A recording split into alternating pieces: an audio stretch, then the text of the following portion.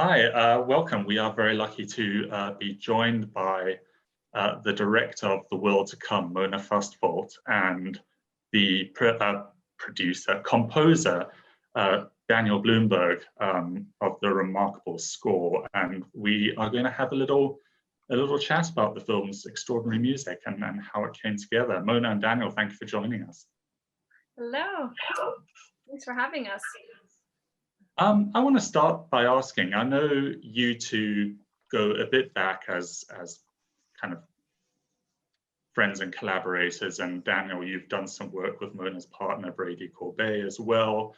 I want to know kind of what your history is and how you came to, work together on this particular project.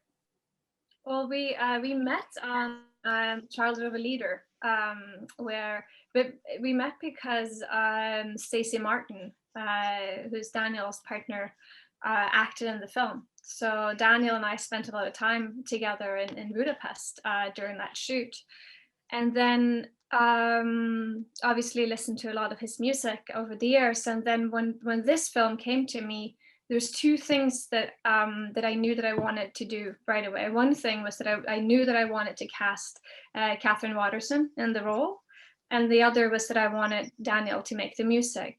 And it was just something about reading the story that I thought this. And which record was it? You just put out a new record that I kept listening to over and over again during the time when I first started working on the script and finding my way into it. And it was right away. I just knew this is how I wanted it to sound. So I guess I sent you the script, and you were down right away. Yeah. No. I think the script. Yeah, it's the combination of the script and then I guess sort of knowing that we'd be able to work, make productively together. I think. Yeah. And this is the first feature film that you've scored, is that right, Daniel? Yeah. I remember because I did the little short thing for the Curzon, the Agnes Varda Curzon thing. That's right.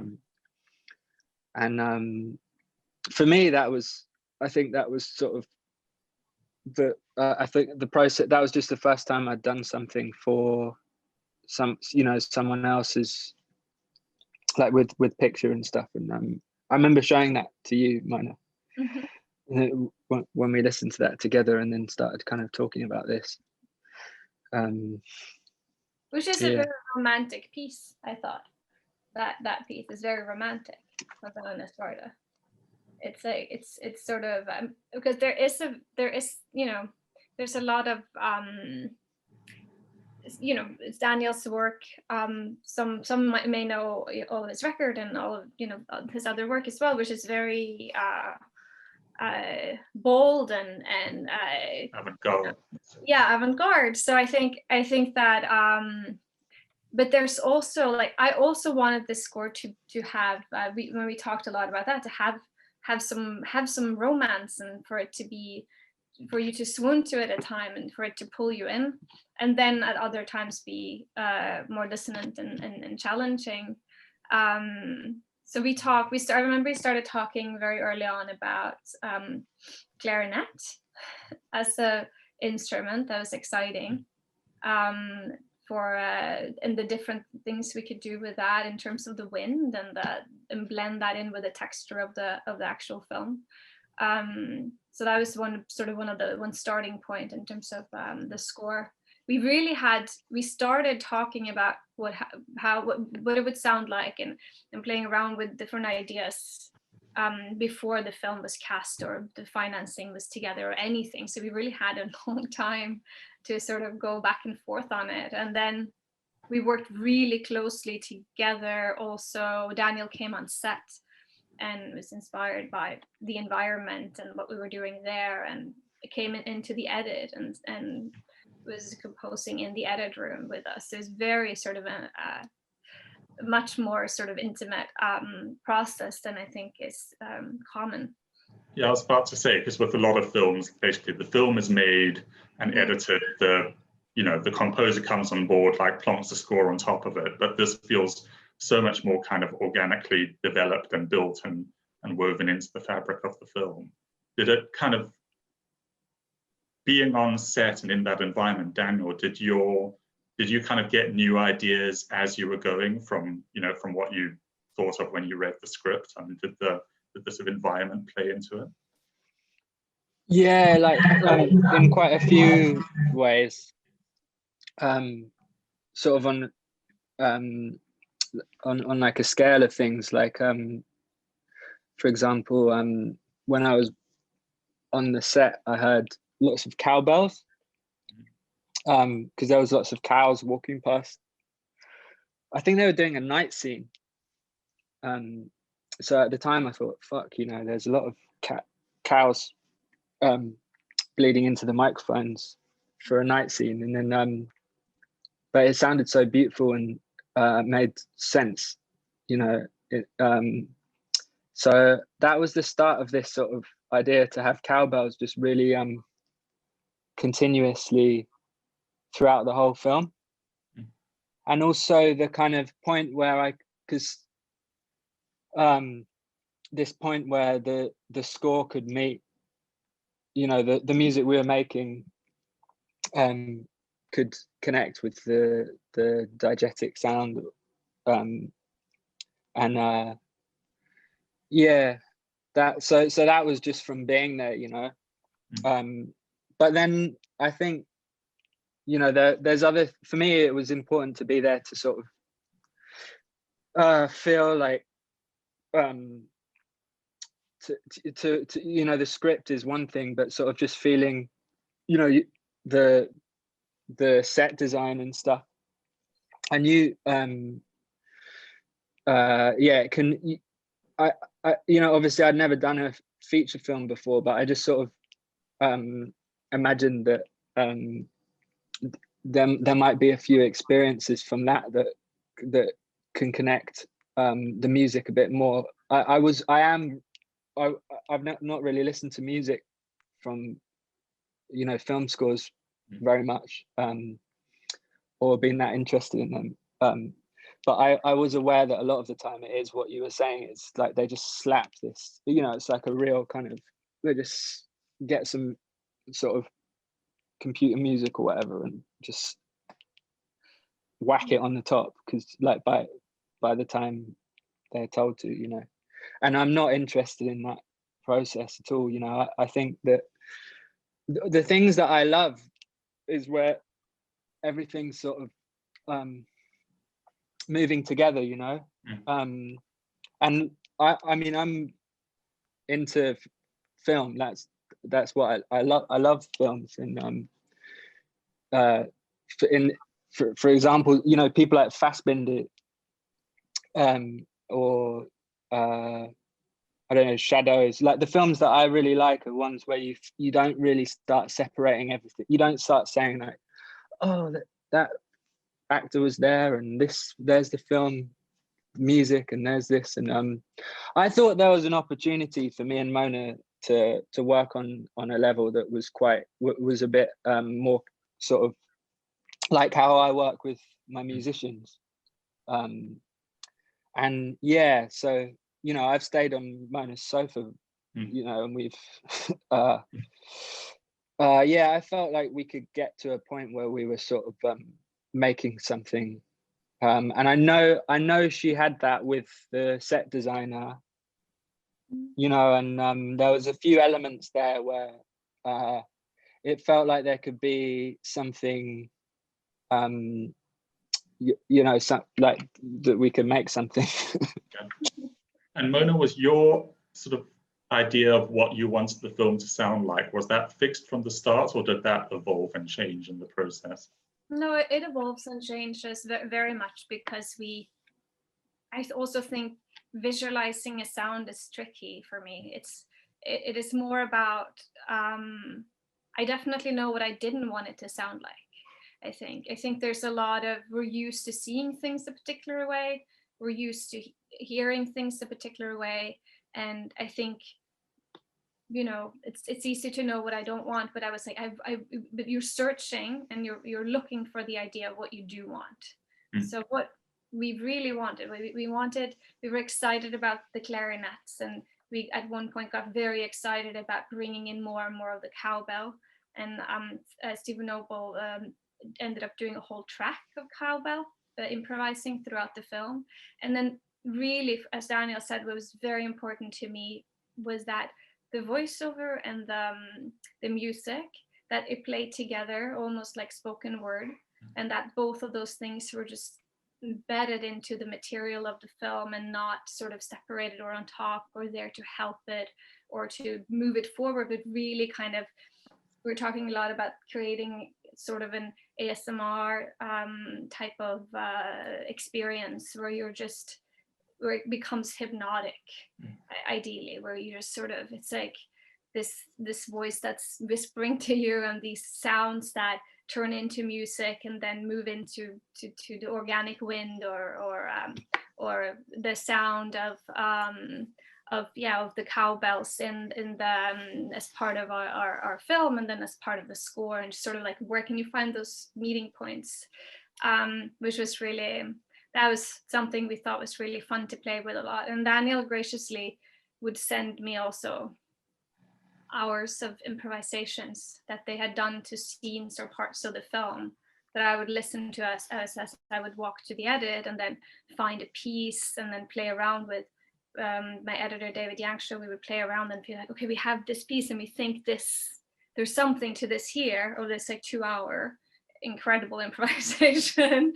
And then I would send that clip back to Daniel then, and he would, and his musicians would then, you know, pull it in one direction or another. And it's really kind of, I mean, it was fun for you, I think too, to sort of discover what we would grasp onto. Because sometimes you would do something and you would be like, oh, this beginning, I think this is going to work. And we'd be like, no, this is like, absolutely not. But this part, that was like something in between would work. So we would go back and forth like that a lot until Daniel came to New York and actually brought in his instruments in the edit suite and kept on working and refining and trying different things, especially for the fire, which was very, very difficult. Like we were trying many different things with the fire. I don't know if it was difficult, but it was at least a long process. It was fun too, to figure out that sequence. Yeah, oh, sorry. So no, carry on. Oh no, I was just gonna say, like, that one of the best things for me was, you know, Mona was. It's nice to actually have someone listen to this music, because we play so much in my place where I'm here, and you know, I've got like a whole boxes of cassettes and stuff from recordings we've done, and I don't, you know, we don't even manage to listen to all of it. So it was really nice to sort of be playing, and then actually, you know, I knew Mona was walking to the studio and listening, and the idea was to try and get like this balance of you know, because I work with all of the musicians that I work with are improvisers, and what they do is, you know, the musicians on the score are really special players. You know, they're not session musicians. They're like real important artists in their own right. And so, you know, it's almost like if they can do what they do, that's the ideal thing. But it's that balance between them doing what they do and it's servicing obviously the what Mona's making. So I think it was really the tricky part is kind of trying to harness that energy you get from improvised music, and like that kind of feeling that is just impossible to really you can't, you know, I don't know, you can't fake it, and it's not a sound effect, it's definitely so harnessing that basically, but at the same time everything being, you know, in service to the sort of ensemble piece, which is the film, you know. And you both mentioned how important the clarinet in particular was to the score, and then you were lucky to get Peter Brotzmann to play for the film, who's an absolute kind of legend of the instrument, isn't he? And also very kind of known for improvisation in his music. How did you get him involved? I met all of the artists that worked on it. I met through this venue in London called Cafe Otto, which is quite near where I live in London. In Dalston. Yeah, in Dalston. And Brotzmann, I've seen Peter play over the year, well, since I started going there, about 8 years ago. I always go and see him play. Yeah, this was just, you know, the storm was the connection to Brotzmann for me anyway, because just like when I was thinking of people who can blow a storm, he was sort of the first person to come to mind. And we met at Otto, and I just showed him the storm basically. And yeah, it was pretty. He said, yeah, let's do it, you know. So he did some and for the fire as well. He's on the fire, and he also quite early on we had quite romantic themes. You know, me and Mona were talking about kind of enhancing that, like the you know, the feelings of making it quite, it's quite emotive, you know. But yeah, Brotzmann also does some I can't remember what the last record was that I was listening to quite a lot at the time anyway, where he's sort of like reinterpreting these quite nice themes, well, tunes. Anyway, whatever. I never remember the name of these records. Anyway, sorry, carry on. No, I was sort of just wobbling.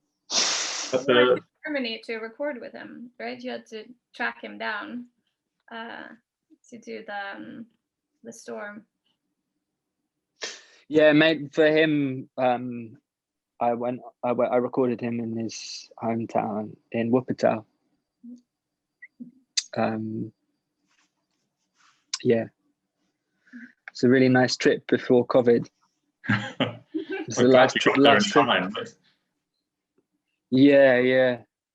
It was crazy. The COVID stuff was happening while we were just finishing all this off. It was amazing it was amazing timing, really. I think you were doing the sound mix while it was all kicking off.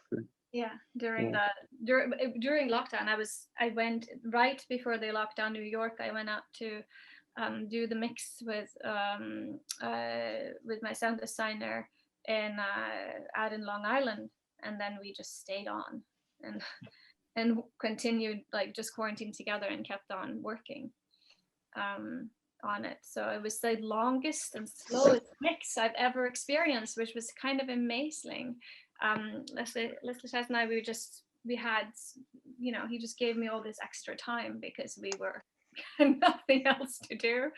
So I think that was kind of a wonderful way to end this part of the part of the film that we had worked on so hard for such a long time, because on smaller films like this, you have to cut that time, like that. You don't have the luxury of spending weeks and weeks on it, but we really got to do that. So I thought that combining Leslie's mix with all of this, it just getting to finesse that, it was so exciting. It's really wonderful. And going back with our wonderful mixer on this score, which is actually the link between Childhood of a Leader and because that's how you met Pete as well, Daniel, isn't it? Through because He's the Walsh, the producer of the score. Sure, Walsh. He also he produced Scott Walker's score for Childhood of a Leader, and they worked together for many years. And then that's how so that sort of was like a really lovely way to work with him again as well on this one. Yeah, that was I think that was my introduction to scoring, like to making scores and stuff, was when because Brady brought me along to some of those sessions. It wasn't really something I'd thought about doing at all before, but I felt very lucky to have gone to see those sessions, and that's how I met Pete, who I started. He's co-produced all the records that I've done since I met him, and this, so that was a really nice link, I think, and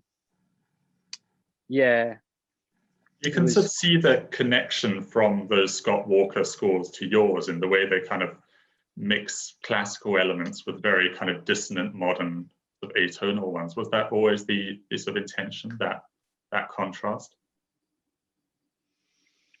Well, I think, I mean, it's weird with, I mean, obviously he's like an artist that I really respect, and he's one of I think we also, I think that there's some sort of similarities, but also like some massive differences in the sense that there's a lot. I think he was more like intricately composing every millisecond. I'm kind of the opposite. It's more like the least I can kind of, I kind of don't want to push. It's sort of the least I can do to push people to, because I'm quite in awe of the musicians that I work with. So it's more like trying to, it doesn't feel like composing sometimes. It just, I mean, that word was kind of new to me when, when I went to the set, Mona said, "This is my composer." And I thought, oh shit. Because for me, it's just, I mean, we just have coffee and talk about it, and then this music appears. But because like, talk about Brotsman, but some of the string players are less well known, but for me are also quite just incredible soloists. Uta Kangisa, the cellist, and Billy and Tom. But I got distracted because I mean, sort of kind of feel indebted to having gone to those Scott. I mean, they were really important moments for me personally, just to sort of from with my work and stuff. But I remember Ada was like this big. Oh my God. That's it. It'd been the studio crawling around. And Mona, I mean, the film is kind of structured, the script is very much structured around the 4 seasons in those kind of clear chapters. Was that an influence on the music as well? Did you see it as having kind of seasonal movements? Yes, I think so. I mean, and I think, and also as the relationship develops, and as so definitely, well, of course, we talked about the elements as well, and like the fire elements and the snowstorm, so these bigger sort of turning points in the story, and then we really kind of it's for me, it was a constant dance where we looked at when is the score going to be indulgent, when is it going to make us lean in, and when is it going to shake you in your chair and really just kind of wake you up. So that was something that we worked on a lot, to find like that, try and find that balance between those sort of things. because it's so, as you said earlier, I think for me, like those scores that I'm really taken by and seduced by are the ones that also suddenly have these dissonant moments that are just surprising and exciting, and that there's no agreement that we're constantly supporting the mood or the action that between you and the audience. It's wild. You can, all of a sudden it really pulls you in and surprises you, and the other times it just, you know, it's shocking, which is exciting. Like the Snowstorm to me, I think is just so relentless, and it's just like an incredibly, like, you know, piece of music that just that really can almost be hard to listen to. And then you have this wonderful song over the closing credits, Yes. which kind of brings the film's very literary voice and the music together. And a lot of that also is down to the vocals of Josephine Foster, who sort of sounds like she's from another time altogether. How did that come together? Well, we wanted to end the movie like a James Yeah, Bond film. Oh. Right. It's a fun, no, it's kind of, it was a wild idea of Daniel's to say, should we end it with a song? And I thought that's probably not going to work at all, because it's really you know, it's like very old fashioned and kind of silly. But then I said, okay, let's give it a go. And then so Daniel, you suggested Josephine to partner with, and then the two of them set up to work on the lyrics, which I think was, I was just like, go and, you know, be inspired and come back to me with something. And what you came back to was really just incredible. So I loved having the film end with that. And as you said, it became really poetic to have this voice, you know, blend with the music in the end, and for the two elements to come together, since they've been doing this dance throughout the film. And also Josephine lent her voice to a couple of the scenes throughout the film, which I love too. It's very exciting when that happens. So satisfying. Yeah, she was. She sort of came to mind in terms of her voice. Just sounds like it could have. You know, she could have been in the film. Yeah. I mean, she could have been in. You can when you hear her voice. Also just sort of, I don't know, it was sort of like the clarinet, all the instrumentation as well. We sort of, we kind of did that. It was to the period, you know, like the clarinets, and we didn't use like a Moog or but yeah, so she just, I just need yeah, that it was sort of the sound of her voice, and that's yeah. And then she was someone else who I've seen, you know, over the years in Play at Otto, and she's done some work with Billy, the violinist, but we had never worked together. And weirdly, we did it over email and phone, so it was like pre-COVID collaboration that, I mean, ended up, because she recorded in Nashville. Wow. Yeah, it was kind of weird that happened, and then that's sort of the only way of making music with people at the moment. It sort of feels right that part of the score came from Nashville then. Yeah. Yeah. It was. Yeah. So yeah, everything felt right about that, didn't it? In a way. So now, Daniel, now that you have done one kind of feature film score, have you been suckered into film composing? Has Mona sort of crossed you over to the dark side, and you'd be willing to do another one?